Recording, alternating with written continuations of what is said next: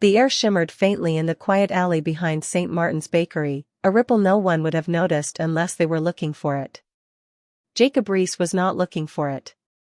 He was sweeping crumbs from the back stoop, muttering about the early April chill, when the ripple widened and spat out a girl. She landed hard, knees buckling, her breath fogging in the dawn light of April 5, 2025. Jacob dropped his broom. She was young, maybe 17, with dark hair tangled across her face and eyes that darted like a hunted animal's. Her clothes were strange, shimmering gray fabric that hugged her frame, patched with scorch marks and frayed edges. She clutched a small, metallic device in her fist, its surface pulsing with faint blue light.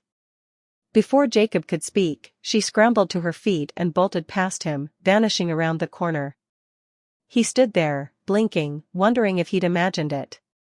But the broom lay where he'd dropped it, and the air still hummed with an odd, electric tang.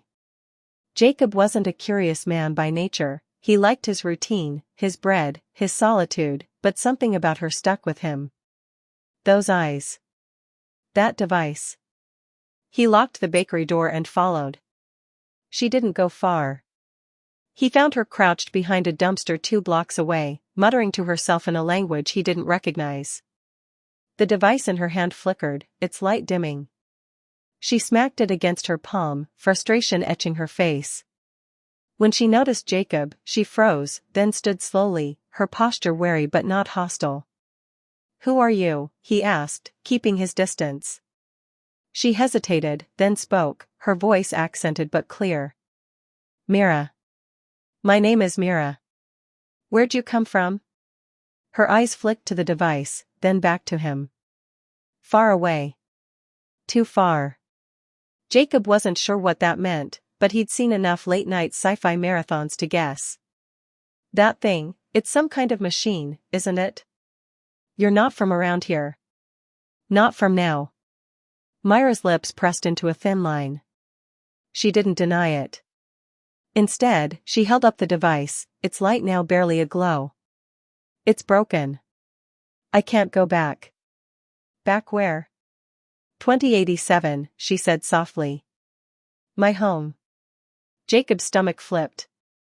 He'd been half joking, but her tone carried a weight that made it real. "Time travel," he said, more to himself than to her. "You're from the future." She nodded, then sank to the ground, exhaustion overtaking her. "I wasn't supposed to stay." It was a retrieval. Something went wrong. He crouched beside her, cautious but intrigued. "Retrieval? What were you after?" Mira hesitated, then reached into her pocket and pulled out a small, cracked vial. Inside swirled a faint, silvery liquid. "This. It's called Kronite. It powers the device, the only thing that can. I was sent to 2025 to get it. It's rare here, but in my time, it's gone." Jacob stared at the vial. "Why's it so important?" "Because without it, we're trapped," she said. "In 2087, the world's breaking. Storms, floods, wars over the last scraps of resources. Time travel was our way out. Our leaders thought we could fix the past, stop it from happening. But the Kronite ran dry. I'm the last one they sent." He took that in, the enormity of it pressing against his simple life. "So you're stuck here?" "For now," she said. "Unless I find more Kronite." Over the next few days, Jacob let her hide in the bakery storeroom. She was skittish, always checking the windows, but she started to trust him. She told him fragments of her world, cities swallowed by rising seas, skies choked with ash, people fighting over the last bits of arable land. She'd been trained since childhood to navigate time, to slip through history like a ghost. This was her first mission alone, and it had failed. Jacob didn't know how to help, but he couldn't turn her away. He scoured old books, searched the web for anything about Kronite, but it didn't exist, at least, not by that name. Mira grew restless, her device's light fading entirely. Then, one night, she found a lead, a grainy photo from a 2025 conspiracy blog, showing a vial like hers in the hands of a man at a tech expo in Chicago. They drove through the night, Mira silent beside him, her eyes fixed on the road. The expo was a chaotic sprawl of booths and drones, but they found the man, Dr. Elias Hart, a reclusive inventor.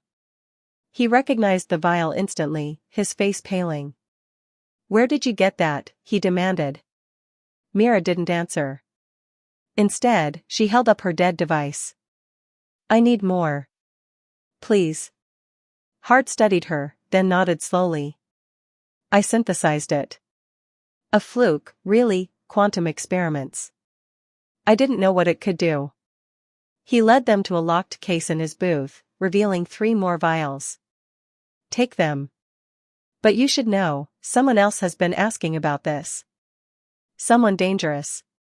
Mira grabbed the vials, relief flooding her face. She powered her device, its light flaring bright. But before she could activate it, the booth's curtain ripped open. Men in black tactical gear stormed in, weapons drawn. Hart shouted, shoving Jacob aside as Mira lunged for the device. A shot rang out, and Hart fell, blood pooling beneath him. Jacob tackled one of the men, giving Mira a split second to twist the device's dial. The air rippled again, and she grabbed Jacob's arm. "Hold on," she yelled. The world dissolved into light. When it cleared, they stood in a ruined city, the sky a sickly orange. Crumbling towers loomed over streets littered with debris. Myra's home, 2087. She stared at the vials in her hand, then at Jacob. "You didn't have to come. Couldn't let you face this alone," he said. She smiled faintly, the first time he'd seen it. "Then let's fix it. Together." The men in black were gone, but the danger wasn't. Somewhere in this broken future, answers waited, answers about Chronite, about time,